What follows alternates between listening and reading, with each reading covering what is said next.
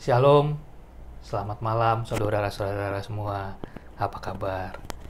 Di tengah situasi ini, semoga kita semua tenang dan kuat karena ada Tuhan di samping kita.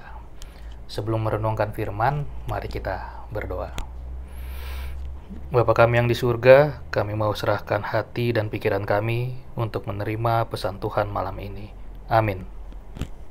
Kita akan membaca dari 2 Korintus ayat 10, 2 Korintus 10 ayat 7 sampai 11. Bawa perikop sikap Paulus.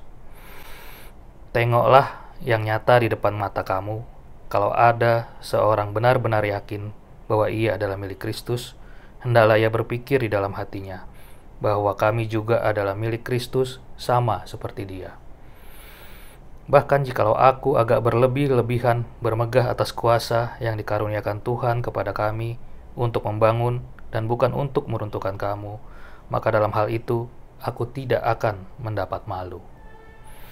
Tapi aku tidak mau kelihatan seolah-olah aku menakut-nakuti kamu dengan surat-suratku.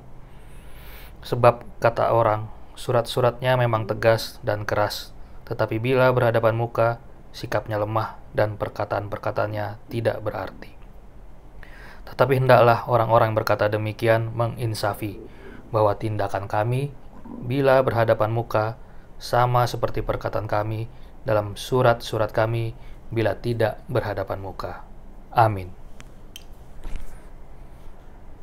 Saudara-saudara yang terkasih, perikop kita ini bercerita tentang sikap Paulus atas umat di Korintus saat itu. Saat itu, pemimpin umat banyak yang menentang Paulus, menentang Injil yang diajarkan Paulus.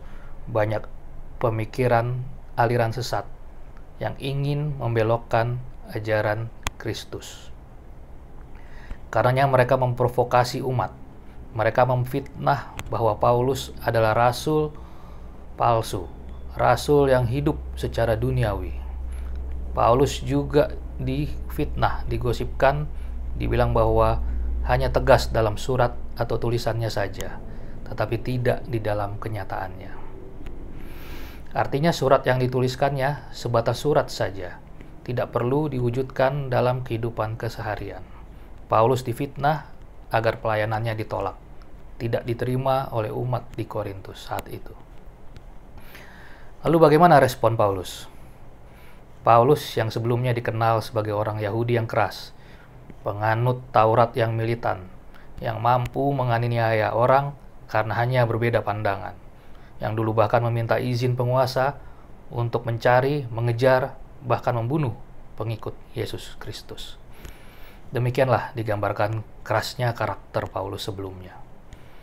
Tetapi setelah ia mengenal Yesus yang mengajarkan kasih dan kelemah lembutan, Paulus berubah. Iman dan perbuatan dan cara berpikirnya berubah total. Ia tidak merespon dengan kekerasan atas fitnah dan provokasi umat di Korintus saat itu. Paulus mengambil sikap yang tenang. Ia menulis kembali surat yang kedua kepada jemaat di Korintus. Ia menyatakan dirinya bukanlah rasul yang duniawi. Dia juga menyatakan bahwa dirinya tidak hanya tegas di dalam surat, tetapi juga sesuai di dalam kehidupan kesehariannya. Paulus juga menyatakan bahwa hidupnya secara penuh menyerahkan kepada Tuhan Yesus. Paulus sudah mengubah total cara berpikir dan cara bertindaknya. Dia menyatakan dirinya adalah milik Kristus. Sesuai ajaran Kristus, ia tidak membalas kejahatan dengan kejahatan. Ia cukup tenang dan hanya berupaya meluruskan fitnah atau gosip tersebut. Saudara yang terkasih, bagaimana dengan kita saat ini? Apakah kita sudah berubah prinsip, berubah cara berpikir, cara bertindak setelah kita mengenal Kristus? Kita juga perlu belajar seperti Paulus. Penyerahan diri dan kesadaran bahwa kita adalah milik Kristus. Itu adalah hal yang utama yang dapat kita gunakan demi kepentingan Injil dan demi kepentingan umat keseluruhan. Dalam pelayanan, kita sering menjumpai tantangan dari luar maupun dari dalam jemaat. Kita dapat mengamati berbagai kepentingan dan motivasi di balik pelayanan. Itu sebabnya banyak ditemukan masalah, beredar tuduhan-tuduhan, fitnah, dan provokasi. Provokasi, fitnah, gosip akan selalu ada sebagai bagian dari interaksi sosial kita. Tapi ingatlah, kita adalah milik Kristus. Responlah sebagai pengikut Kristus. Di sisi lain, sebagai jemaat, kita juga sering terpancing dan terbawa dalam provokasi dan fitnah, yang kadang kita tidak tahu sumbernya, tidak tahu dasar dan kebenarannya. Kita ikut-ikut saja.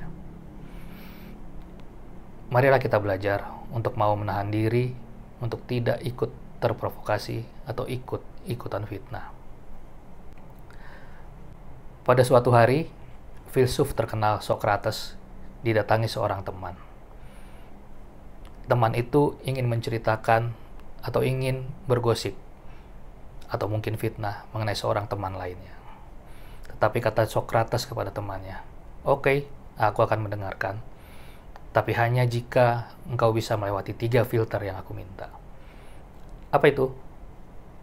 Yang pertama, apakah berita ini baik atau berita buruk? Jika berita buruk, aku tidak akan ikut-ikutan. Yang kedua, apakah berita ini sudah engkau ketahui kebenarannya? Jika belum, maka aku tidak akan mendengarkan. Yang ketiga, apakah berita ini memberi manfaat kepada diriku? Jika tidak ada manfaat, maka aku tidak akan mau mendengarkan. Itulah 3 filter yang mungkin juga bisa kita gunakan untuk menghadapi gelombang fitnah atau gosip yang memang selalu ada. Provokasi, fitnah, ataupun gosip memang selalu ada dalam hidup kita hari-hari. Tetapi ingatlah bahwa kita adalah milik Kristus. Responlah sebagai pengikut dan milik Kristus. Tuhan Yesus memberkati. Amin. Mari kita berdoa.